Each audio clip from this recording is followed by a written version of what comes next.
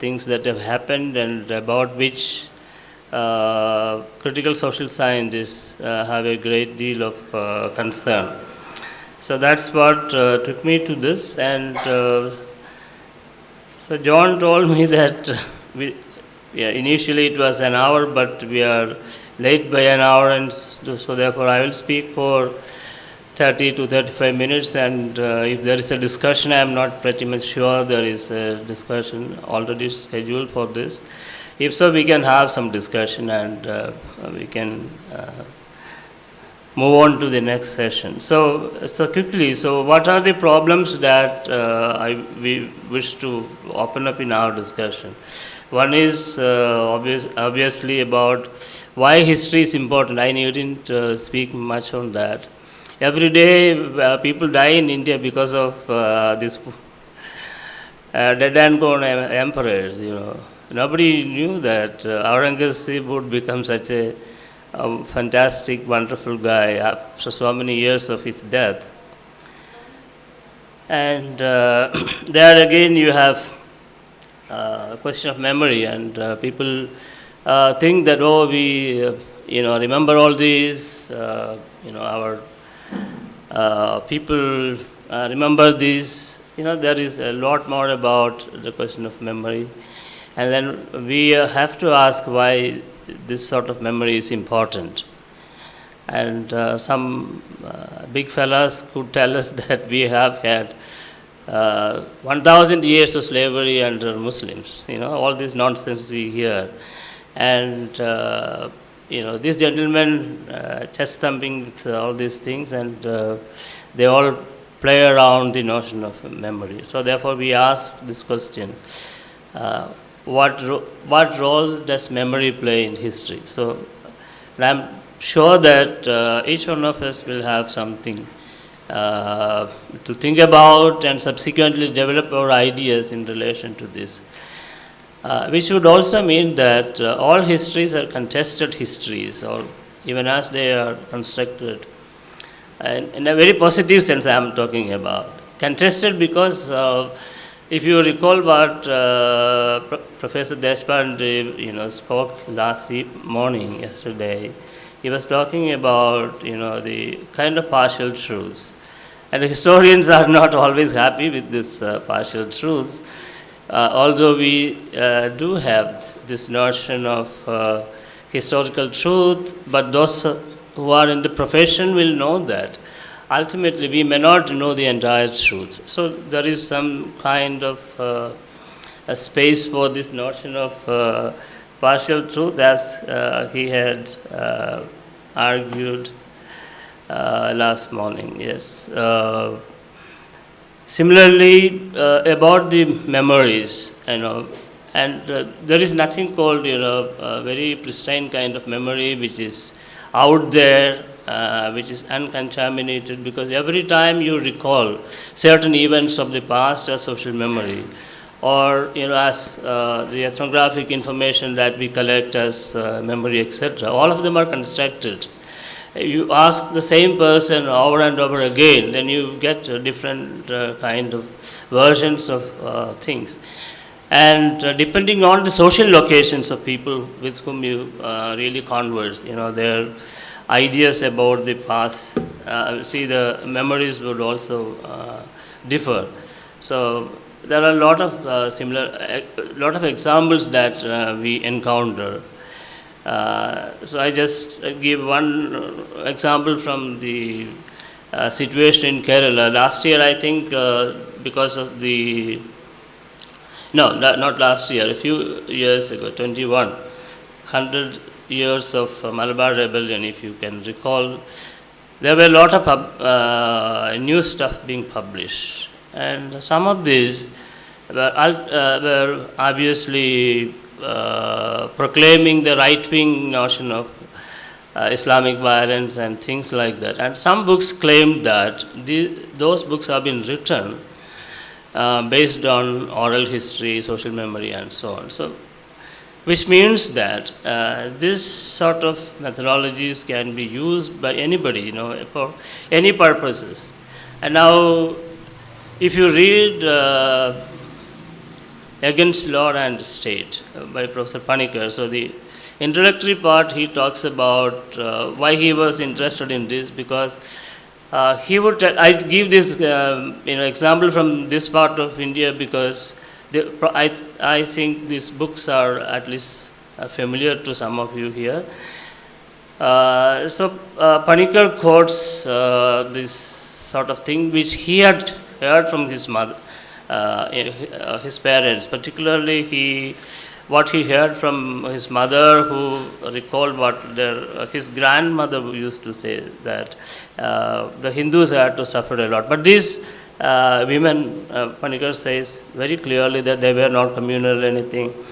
There was a mosque just outside, across the street where they were staying. There was a mosque, and they had a lot of social communion with the people of the mosque. But still, in this household, some people had this idea that this was a sort of rebellion. But when he did research using archival materials and also interviewing people, etc., then he comes out with a very different kind of history. So you find that if you want to look at the memories of his own mother, he had quoted, his own grandmother that he had quoted, with that of the memories as a researcher when he encounters in the field. So you have different kinds of memories of the same kind of event. So social location becomes quite important, and therefore memories become contested. And also there is a kind of I draw on this notion of invention of tradition kind of argument, where memories could be invented as well. And as we go on constructing these memories, so it's quite possible that new memories could be created with the same amount of strength, same amount of power, and the same amount of depth with which sometimes we could mobilize our own historical imagination or mobilize people. So this is a kind of problem with that. Then who are the ones who are concerned with this? As I said in the beginning, these days everybody is a historian, That is the whole thing. Whether it is for digging up a mosque, or as it happens in a mad way in North India, everyone has become an archaeologist and everyone has become a historian. So you know the significance of that. Historians working on alternative histories, and there was a time when our generation of my generation of researchers thrilled by listening to this whole idea of alternative histories, and so those were the positive histories that we heard about. Those in the 80s, the subaltern studies was one of that, and then there were a variety of alternative histories that used to be talked about. We have working class histories of everyday life, subaltern lives, as I just mentioned, feminist historians and social scientists working in these areas of inquiry. So for all of them, this idea of social memory is very, very significant. Yeah. So that's where the question of memories and contested nature of memories become important.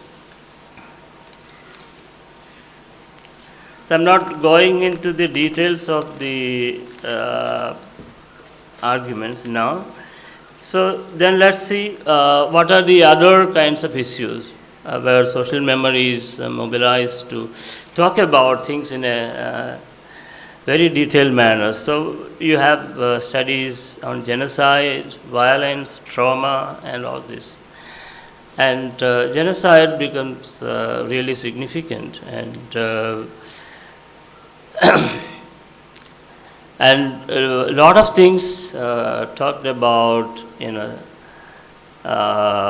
China, for example, this extermination of Jews during the Second World War, that has given rise to a lot of memory research, memory studies, and so on. So perhaps that is I don't know if I am right to say that single most important question that historians of memory and social scientists of memory had explored. And many of those authors that we read in history and memory, people like Dominic Lacapra and others, they have done extensive research on this, informing our own understanding of the questions of social memory and how these ideas could be used in exploring in a certain context that we are studying. So, for example, when I did some research on the question of social memory, as I mentioned in the beginning, so this sort of research has actually helped me a lot. So, in fact, I wanted to know how people have been talking about a certain kind of experience of slavery and how much this slavery was there in their everyday discourses or in the context of the ritual discourses of the people. So this was one problem that I thought I would really try to analyze. And many of those writings that were available as writings on trauma, for example, or violence, and again, I mean, when I'm looking at structural violence. And there are many ways in which we could compare, researchers of that kind with the kind of things that we want to talk about here. So I may also bring in the huge amount of material that have been generated on the history of slavery, for example, in the American South. So that was during the interwar period when Federal Rights Project was introduced to reinvigorate the American economy, and this federal agency gave a lot of money to academics, literatures, etc., to conduct research on this sort of things, so that there could be kind of employment generated for these people. And so they have done thousands of interviews, and many of those are available online now. And there are historians like Gelman and others who have published books out of this. So if we read this, both published materials as well as those available online, they would tell us that these are huge repositories of oral histories, of course, but what they have been doing was, in fact, to do this research in the area of social memory. So how did the question for us this morning is to see how over a period of time historians have been really conceptualizing this.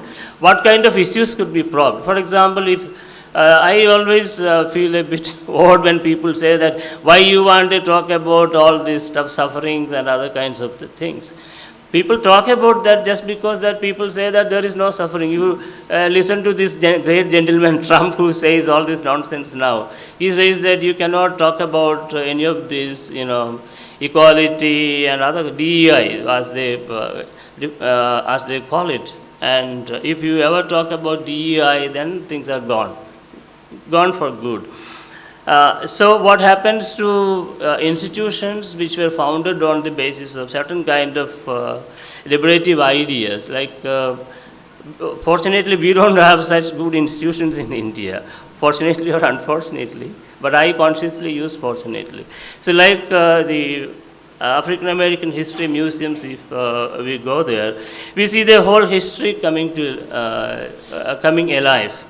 So there is a lot of imagination, and how people create this, the pain that one generation had experienced and passed down to next generation through social memories, stories and all that, and they become really a potential force for mobilizing people. And then if today people say that such kind of things cannot be revisited, cannot be talked about, then that's a different kind of politics of memory. You want to erase this.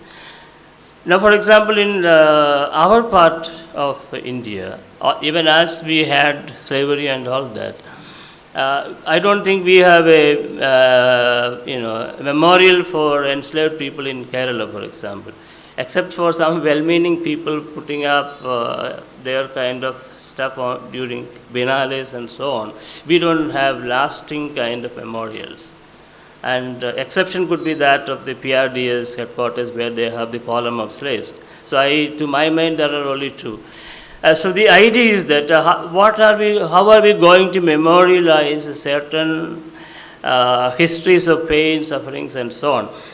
Is it really bad to talk about this? Or what is the kind of, on other occasions, people would say that what should history do? History should talk about great things.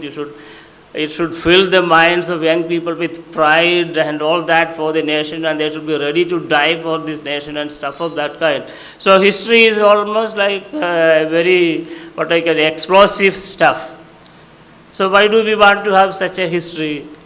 Why should we think about such a history, support such a history, whereas we say that, there were millions of people who had suffered. And the moment you talk about that, because I heard some young people or young researchers saying that, this is not very good, always talking about this. Actually, people have not been talking about that. This is the whole thing. I never see any damn book on Kerala history where people have been talking about this. So correct me if you have come across any such books. So therefore, violence, trauma, and other kinds of things. So that's the importance of this. Then, studies in the area of social and political movements. And I think we don't have, very few researchers. I mean, we don't have many researchers who did that kind of work in India. Very few people have done that kind of research. So I just look at some of those very important works here. Legov writing about, because these are books which historians, those who work in this area actually,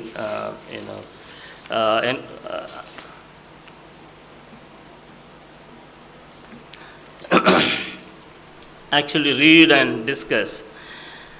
Yes, Dominic Lacapra, I have already mentioned, History and Memory of Auschwitz, or Maurice Alvaux on Collective Memory, Pierre Nora, Between Memory and History.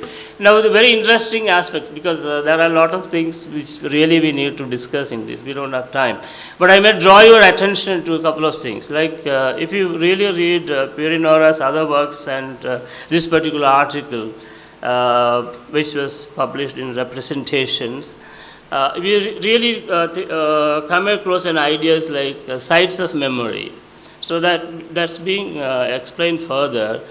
So what are this what is this idea of sites of memory? See, anything could be a site of memory. Even this bottle of water, you see, you can have it as a very significant object which will have some memories. But these days we don't like plastic, although the water is important. But think about this after many years, in fact, an archaeologist friend of mine would tell me that, if we look for the histories, archaeological evidence of our times, probably plastic bottles will be the great thing of this time. So this is an idea my friend Rachel Varghese used to share with me. All this plastic stuff that you see strewn around, and you dig, and you have that. So therefore, we never know when, at what point of time this could become an object of memory. But in Pierre Nora's way of doing it, objects that we use, objects that we use, the museums, and you can really bring in, the kind of stuff. Think about the stuff that we see in museums. All of them become, very significant objects of memory, and even landscape can be. So I wrote some time back paper. So where I wanted to argue that, you see, in relation to slavery that I have been speaking about, the place where people worked, for example, if you ever go to Kuttanad area, there's just an example which I'm sure that most people here would know. You look at the huge amount of the large spades and stretches of the backwaters and the outer bunds and inner bunds, and the coconut groves over there. These were places where these enslaved people used to live.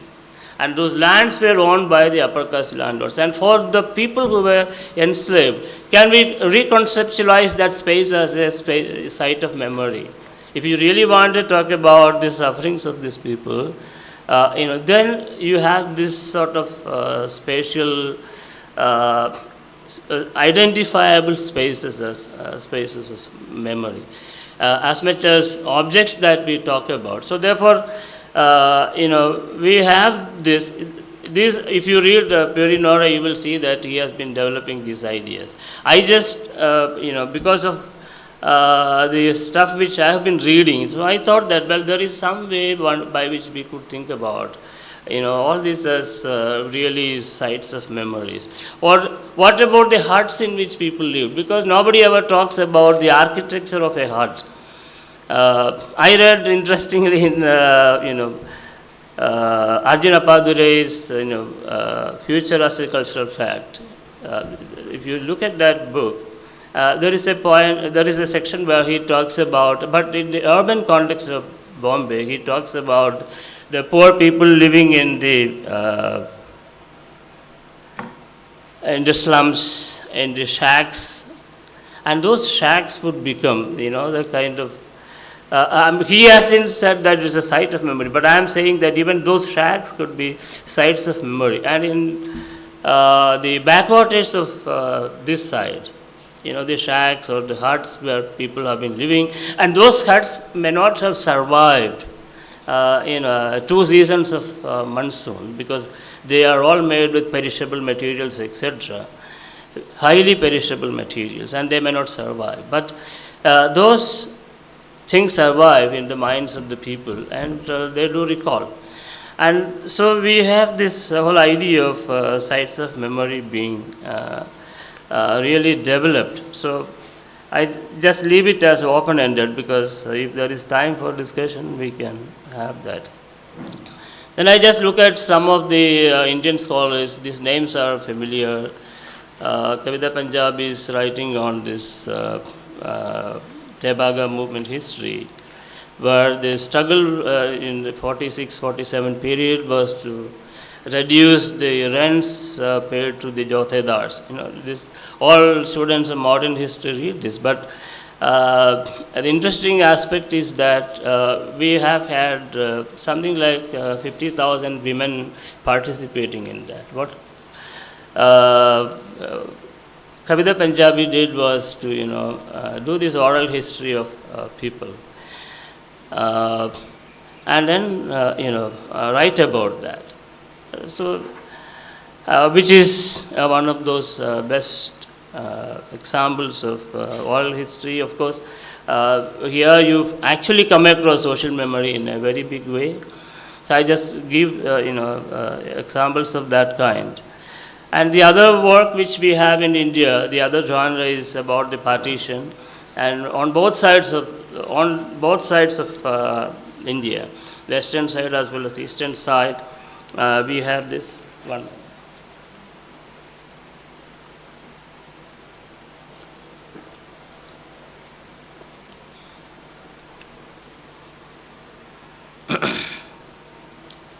Yes, I have just mentioned the names of historians and scholars who worked on this. And I just need to mention on the eastern side some very interesting writings of Manasre, who actually worked on the partition in the Bengal border. And he has been looking at, this is an article which he published sometime in the early 2000s. I think 2005 was probably 2004, I think. That time he published that in the History Workshop Journal. I think it was titled as Growing Up Refugees. And you can Google it and find out. I'm sorry, I should have shown it. But the interesting aspect of which is that he was actually talking about at one point, the furniture that they have brought from East Bengal. You can imagine, people on the move carrying very significant things along with them, and they all become in a changed context. This what I would what following these arguments we could refer to as the part of the sites of memory and so on. So therefore, see, if we take all these examples from India as well as elsewhere, we find that memory is really significant, and the objects have the power to, to drive us to a particular point where we have very different kind of relationship with objects and memory. So there is a very interesting book which I also want to recall now. This is Social Life of not Social Life of Things, but the History of Everyday Things by one of these very interesting French historians, Roche, R-O-C-H-E. So he talks about the significance of consumption and things as far as social groups are concerned. Now, although he doesn't explicitly talk about this memory stuff here, I think that's very important if we really want to look back about our own formation as individuals. All the time when we think about our own memories, those memories are connected with things. It could be books, it could be dress, and the unending line of things that we have been using in our everyday lives, which are part of the possession of the family and so on. So I just leave it as an open-ended thing. Then similarly, if we want to look at the kind of histories, prominently the working class history, because for the rest of the histories, people have been using a great deal of written materials. The already existing archival materials would be used to write about that. But here you reach a situation where you don't have many written materials, and then you talk about the oral history, or that's the point where social memory becomes very, very significant. And then now I also talk about a very interesting book by Ruth Linden, Making Stories, Making Lives. This is again on Holocaust, where she talks about how, for example, the term Holocaust could be an afterthought, or Shona could be an afterthought kind of thing, but the structuring of events take place after the events have happened. That's how the structuring takes place, and then people talk about that. Sociologists talk about it, historians talk about that, and anthropologists talk about this. So most of those statements would come after the events have taken place. And now what happens when we talk about this sort of things? For example, when this scholar, Ruth Linden, meets up with people who had escaped from Auschwitz, for instance, from many of those places where they would have otherwise died, but fortunately they escaped at the time when the Soviets invaded those places, etc. So people have escaped, and then quite a number of them migrated to the United States. And this research takes place towards the end of 70s and early 80s, when this scholar meets up with the survivors and talk about their experiences, etc. Then she has argued how this reconstruction takes place as they go on recounting this. So I'm sure that those of us here who worked on similar materials would have confronted the ways in which people really reconstruct. So I'm not saying that invention in a very pejorative, not in a pejorative sense. In a very, let us positively also think about how those kinds of things can happen. The restructuring of events taking place.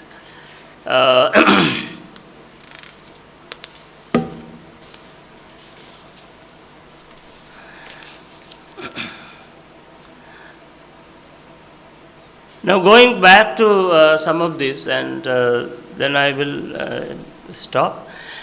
I think some of the things that we really need to recall here. So one of which is to think about what would history mean in this particular context, and what would memory mean, because uh, when it comes to history, what will happen is that the process of writing history can dispense with memory. So because history often becomes part of a national history and various other kinds of histories, where the question of power comes us in a very, very significant way. And therefore, history has this potential to dislodge all other forms of recollection of the past. So there is a very uh, conflictual relationship between the question of history and memory. And also, often enough people think that, I mean, many of, at least I thought at one point of time that it is easy to do this kind of history, which soon I realized it is not easy, because because of the problem of tricks that memory could. This is not my word. Actually, Lacapra talks about the kind of tricks that memory can play. It's a kind of hide and seek kind of stuff that we come across, a kind of experience that we come across, and therefore it becomes very, very difficult to work on this material of memory. And then historians, what do they do? As a researcher in history, when I do this, I use archival materials. So these are secondary memories that come to us. So we need to use, or people have been talking about that. So how would I use this secondary memory? So for instance, I used a great deal of stuff which were really a reproduction of what was being heard in the field. But those recollections and writings happened in the, say, middle of the 19th century or late 19th century. Now, when I look at this material, so this material itself would tell me that these are recollections that X or Y person had heard when he traveled from Kottayam to this Mallapalli or some other villages around here. So they have written it. And so when I look at this, when I look at this as a researcher in the 21st century, that's when I actually looked at the early part of the 2000s, when I read this archival materials and so on. So one of the challenges was, how do I deal with this secondary memory? Because the idea of slavery was still in existence. So am I looking at this as a supplement to the other kinds of archive? This is a problem that I guess researchers in history need to really be worried about. So my idea is that, so both of them have different and different kind of life. The kind of materials that we understand as social memory and the kind of stuff that we read in the archives, they might complement, but the manner in which these texts have been generated, and the text has its own technologies, its own vibrancy, its own power, and so on. So they both exist in different domains. So one of the challenges of researchers in history using this material is to understand the separate trajectories of this, even as they together inform our kind of ideas in history and social memory. And I think for a morning discussion, this is good enough. Thank you very much. Thank you, Professor. Now the floor is open for the discussion.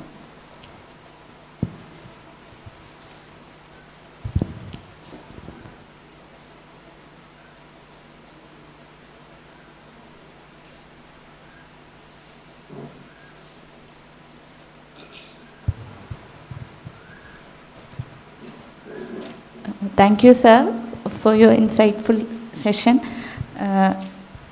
Actually, I was eagerly listening the final concluding part, but you randomly concluded it.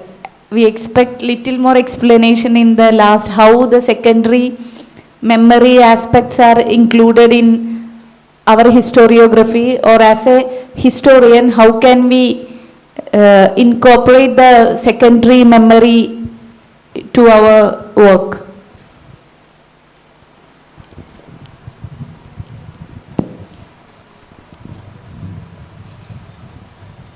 Thank you very much for your presentation.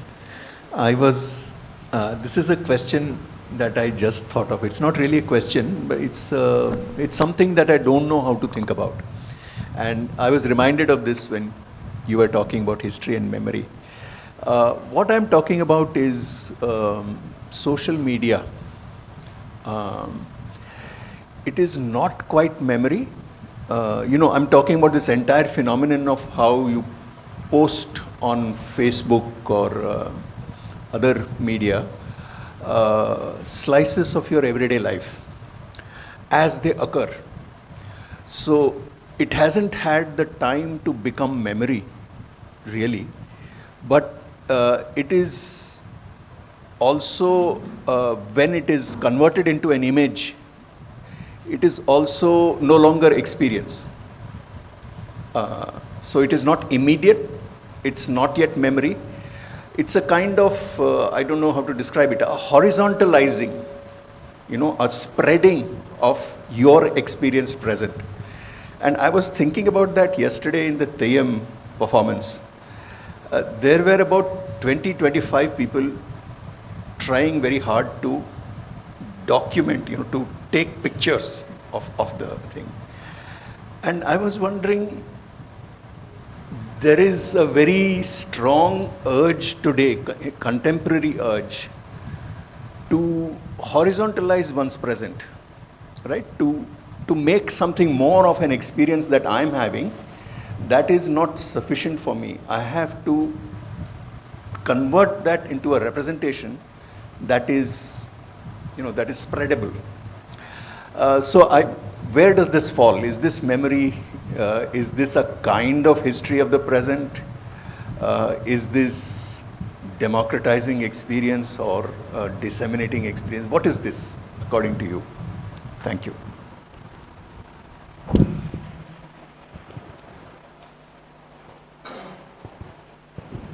Any more questions?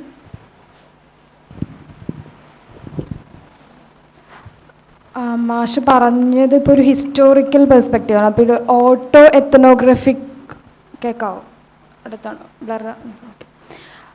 ഒരു auto എത്തനോഗ്രഫിക് history പറയുമ്പോൾ എങ്ങനെയായിരിക്കും എന്നുള്ളത്. അതായത് ഇപ്പോൾ അടുത്തൊരു article വായിച്ചത്, അവർ ഫീൽഡിൽ എത്തനോഗ്രഫിക് research ചെയ്യുന്ന സമയത്ത് അവർക്ക് മെയിൽ പാർട്ടിസിപ്പൻ്റ് ആയിട്ടുള്ള ആളുകൾ, റെസ്പോണ്ടൻസിൻ്റെ കയ്യിൽ നിന്ന് ഒരു ലേഡി ആയിട്ടുള്ള റിസർച്ചർക്ക് ഉണ്ടായിട്ടുള്ള മോശമായിട്ടുള്ള ഫീൽഡിലുണ്ടായിട്ടുള്ള മോശമായിട്ടുള്ള എക്സ്പീരിയൻസിനെ കുറിച്ച് അവർ പറയുന്നുണ്ട്. ഒരു 13 വർഷ കാലഘട്ടത്തെ ഒരു സാധനമാണ്. 13 വർഷം അവർ പല ഫീൽഡിലായിട്ട് ചെയ്തിട്ടുള്ള ഒരു എക്സ്പീരിയൻസ് സംസാരിക്കുന്ന ഒരു ജേണൽ, അപ്പോൾ ആർട്ടിക്കിളായിരുന്നു. അപ്പോൾ അതിലവർ പറയുന്നത് മെമ്മറീസ് നമുക്ക് പലതും നഷ്ടമാവാം. ആ ദിവസം നടന്നിട്ടുള്ള എല്ലാ കാര്യവും ഓർത്ത് വയ്ക്കാൻ പറ്റില്ല, പക്ഷെ ആ പെർട്ടിക്കുലർ എക്സ്പീരിയൻസ് നമുക്ക് കൃത്യമായിട്ട് പറയാൻ സാധിക്കും എന്നുള്ളതുണ്ടല്ലോ. അപ്പോൾ അത് ഹിസ്റ്റോറിക്കൽ, ഞാൻ വിചാരിക്കുന്ന വേറൊരു പെർസ്പെക്റ്റീവ് അല്ല വേറൊരു സാധനം എന്നാണ്. അപ്പോൾ അതെങ്ങനെയാണ് നമ്മൾ എഴുതുമ്പോൾ, ഇപ്പോൾ നമ്മളെ പേഴ്സണൽ എക്സ്പീരിയൻസ് ആയിട്ട് നറേറ്റ് ചെയ്യുമ്പോൾ ഉണ്ടാകുന്ന സാധ്യതകളും അല്ലെങ്കിൽ ലിമിറ്റേഷൻസ് എന്നുള്ള.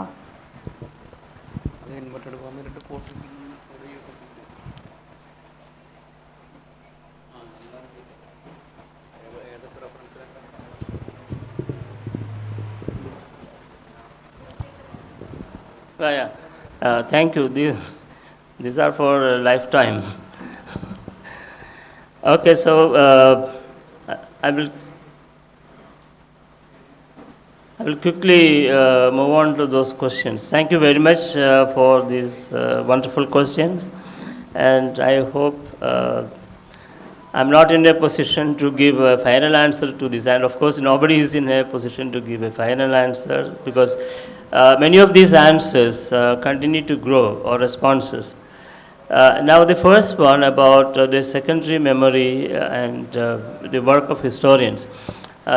It also depends on what kind of problem that you work with, right? If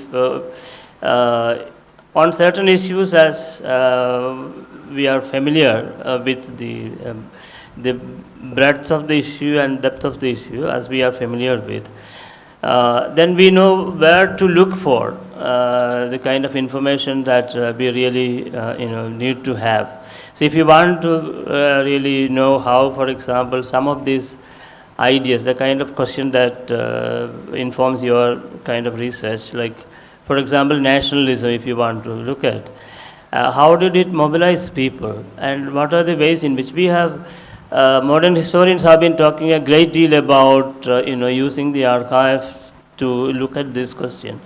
But if you still feel that there are things which are not really captured by this, now that's a point where you may want to use social memory, etc. You may think that it's a problem that still awaits a deeper inquiry in terms of how it really mobilized people across the board, and you want to talk about how these ideas were mobilizing people.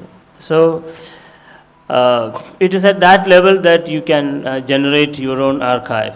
Now, the secondary memory question comes when you really look at the texts or materials that are already being recorded.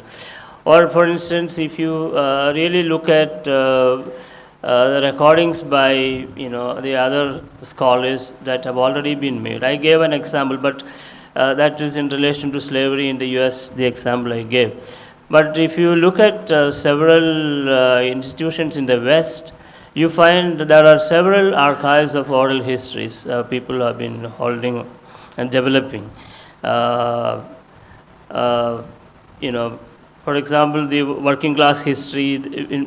Across Europe, you have many institutions that have developed archives of this in particular regions related to particular kind of national cultures and so on.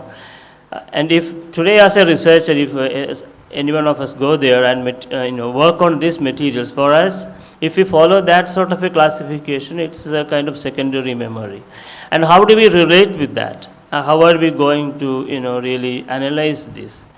And can we, for example, talk about this, say, at one phase of the capitalist development, that this sort of, the classical working class, histories have been created, and how today, as we go with other kinds of challenges of economic and social history, how your research would inform your engagement with this archive. This is a question.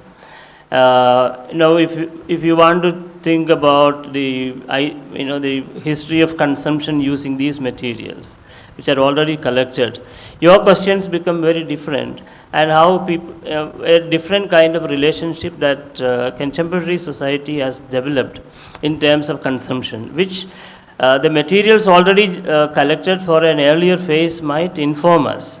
But there you are dealing with questions that were not really intended by those who really collected this, but you get clues to that. So therefore, this is the way I would be looking at it. I may be wrong, I am not pretty much sure about this, but these are some of the practical ways in which you can really do this. Now, when I read the materials generated by people based in mid-19th century Kottayam, the missionaries based in here. So when today I read these materials, my idea is to see how, for example, they were talking about the question of dignity. So I did some research of that kind. So what is a dignified life for an enslaved person, and how was it understood in the mid-19th century? And is it different from our understanding of dignity today? So I'm bringing in these questions, and this secondary memory of that particular period, which people have collected and recorded, really inform my own understanding of the question of dignity today. So there are many ways in which we can really get into this. And in the process, we also, really develop our own kind of archive to deal with this. Now, it also depends on the question that you deal with, which will allow you to create this archive. For certain things, it would be relatively easier, and for others, it may not be. Particularly if you want to talk about the subaltern or oppressed kind of social groups, it may not be always possible to get this secondary memory material. So these are the kind of issues. Thank you. Now, coming to what Professor Satish Deshpande has asked. Now, yeah, so this horizontalizing is a very important thing which is happening as we have this history of the present kind of thing. But they also allow us, in fact, if you, I don't know how to put this, but if you look at some of the writings of cultural historians, so what immediately comes to my mind is the kind of things which have been put across by historians who worked on, for example, Durga Puja in Calcutta. They have created a great deal of archival material. So every year, and I'm sure that some of my colleagues at Calcutta had been doing that. And I happened to watch the kind of stuff that they had earlier done, and also of late that they have been doing. So they have created a very good archive of this material to talk about the popular religiosity and also the popular culture, which is in fact for Bengal it's quite a significant thing. And now if we really look at the question from the point of view of art history, or from the point of view of the images that are being created and circulated, and I think even as it might appear as very thin in terms of the, what I can say, we are not talking about these images as a deeper an image with a certain amount of depth that we would expect in other contexts, because many of the things, the example that you have mentioned is quite ephemeral, but then it has a reach which is beyond our imagination as of now. But we do not know, for example, how many times the images taken yesterday were already transmitted across WhatsApp groups or friendship circles and so on. So even as it lacks any depth in terms of the interpretation of the performance, the context, as you said, nothing of that sort could be there. But these images have their own life. And that life probably becomes significant for historians. If for a future historian, or even not forget about a future historian, if somebody who wants to talk about this life of these images today, I think these are this particular example that you gave becomes very, very important. Those images have a life of their own. Now that actually is taking me to some of my own experiences. In fact, when I did some research while being here a few years ago, we went to a village not very close by, something maybe 40 kilometers away from here at Mallapalli. So, there is a small village called Kaipata. Maybe there are students here from that area, they would know. And that area has the first church in which the so-called, quote-unquote conversion of the enslaved people took place. So there is, every year they have a celebration of this anniversary on September 8th. So once we went there, after this September program, and we found that they had a very a fictitious kind of portrait of, is there a chairperson to restrain me? Because I am restraining myself. It is 10:54, you can tell me to stop, all right? So we went there to see what were being, accumulated as part of this. And we found that few things were strewn in the corner of a hall hall adjacent to the church. And there we found the portrait of this person, who was the first person to join the CMS. I mean, this is absolutely fictional kind of thing. Some artists, local artists drew it. Then with the permission of the parish priest, we took a picture of that. And they were all amused why they have already consigned it into rubbish and waste. All stupid things are kept there. And we pulled it up and, put it properly and took a picture. Then the story doesn't stop there.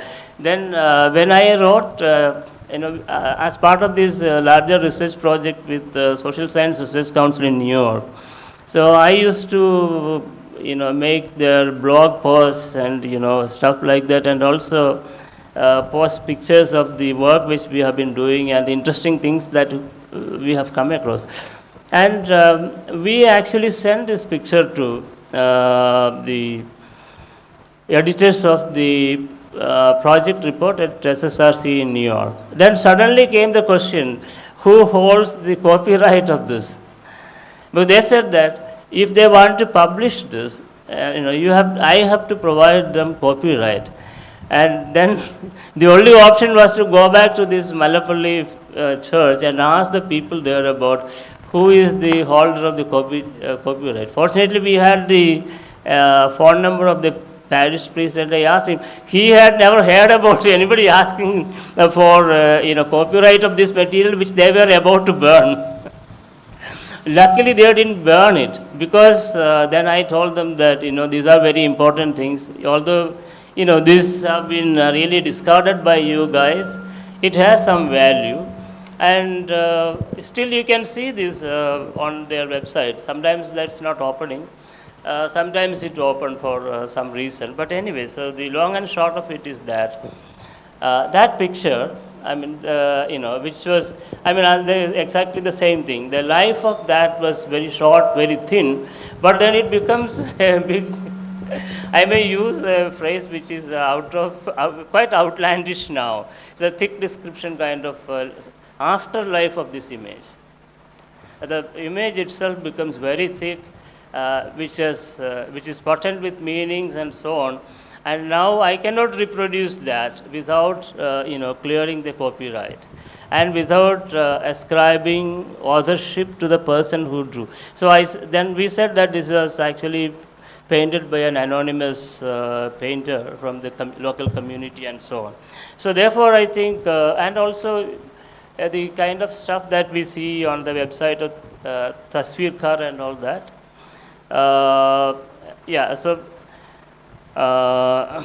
If I take these sort of examples, the Durga Puja events in Calcutta and other kinds of things, contemporary art, etc., I think, although this may not reach that level, I don't know, but I think these questions become really significant. And so this is one way of really looking at it. I don't know if I just reflected on this, but this is a very real challenge that how do we look at the social media stuff. And I know some of which you are also familiar with the writings of people using this sort of materials, doing sociology or history using the ephemeral things, as we have just mentioned. But I first learned about it from Sahana Udupa's kind of work. She has been talking about this. Although my research was not into this kinds of things, but I know that this is a very important question, and historians definitely will have to really encounter this, because after a point this becomes really the important sort of source material for writing about. So that way. And now about this third question that you have asked me about the experiences of this particular researcher, right?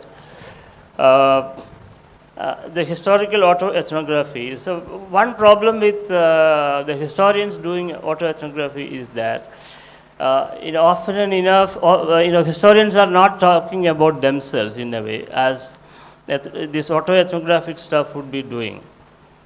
Something closer to this will be what historians would be doing is that they can probably at a later stage self-reflexively write about their work. So beyond that, I'm not very sure how this autoethnographic kind of history could be written. Now, because I am reading now huge amount of materials that historians have generated, reflecting on their own kind of academic activities. But this is just a reflexive idea of what kind of work which they have been doing, but not exactly the kind of thing that you said. But as you work in the field and encounter the field work situation, some of those events might escape your mind. But this also that point was not very clear to me. Were you saying about a scholar writing about her experience in the field? And some of these she must have forgotten, but a few other things remain in her mind. This one. Yeah.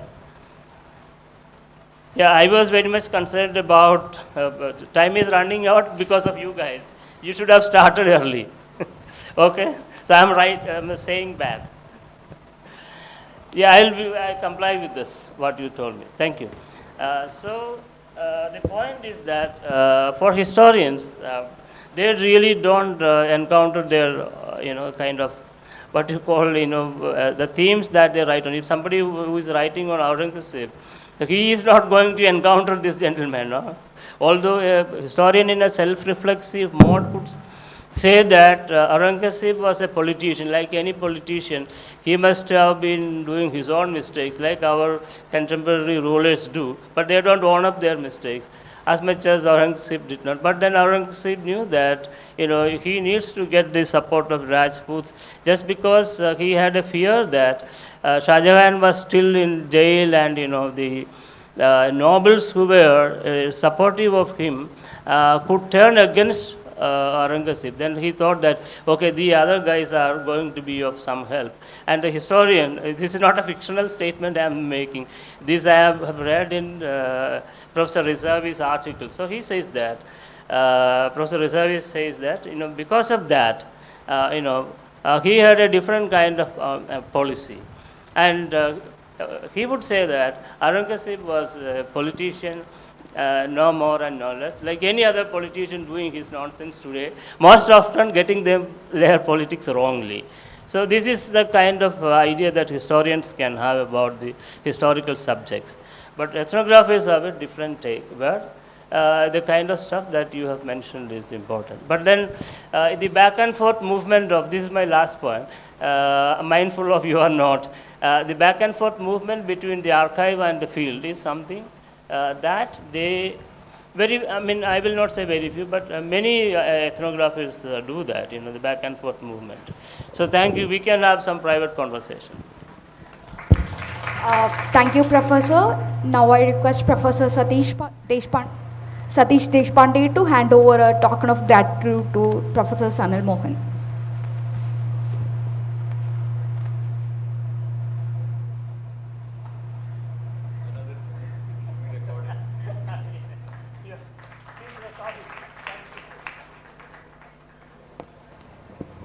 Thank you. As we are running late, we will break for tea now and we'll start our session afterwards.